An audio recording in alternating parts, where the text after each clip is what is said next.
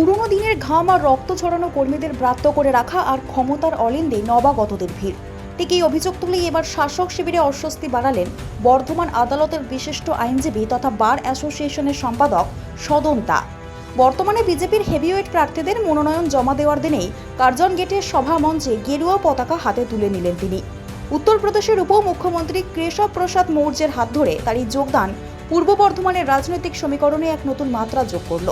কেন এই দলবদল? বিস্ফোরক সদন দা যোগদানের পরই সদনবাবু তার দীর্ঘ রাজনৈতিক অভিমান ও ক্ষোভ উগরে দেন। তার বক্তব্যে উঠে আসে তৃণমূলের আদি ও নব্য সংঘাতের ছবি। তিনি বলেন, অনেকদিন ধরে চিন্তা করছিলাম, কারণ আমি যে দু চোখ ভরা স্বপ্ন নিয়ে বহু বছর আগে অল্প বয়সে, আমাদের তো পারিবারিক রাজনীতি কংগ্রেস ছিল, তৃণমূল জন্ম হওয়ার পর তৃণমূল কংগ্রেস করেছিলাম, বিরুদ্ধে লড়াই করেছিলাম। যে মমতা দিদিকে আমরা দেখেছিলাম বিরোধী দলের নেত্রী হিসেবে, এখন মুখ্যমন্ত্রী হিসেবে আমি মোটেই মেলাতে পারবো না। কত তফাৎ হয়ে গেছে। যারা পাঁচিলে বসছিল তৃণমূল কংগ্রেস করার ক্ষমতা আসার পর দেখলাম পাঁচিল থেকে লাফিয়ে তারাই তৃণমূল কংগ্রেসটাকে দখল করছে।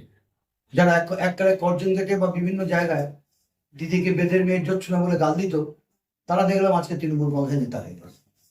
তা আমরা রক্ত ঘাম ঝরিয়ে যে পার্টিটাকে ক্ষমতায় নিয়ে এলাম, আশ্চর্যজনক ভাবে দেখলাম যারা জীবনে কোনোদিন পার্টি করেনি তারা পার্টিটাকে দখল করে নিল। দীর্ঘদিন ধরেই পার্টির এই যে অব্যবস্থা, পার্টি চালানোর যে পদ্ধতি, সেটা নিয়ে বারে বারে আমার সঙ্গে দ্বন্দ্ব হয়েছে।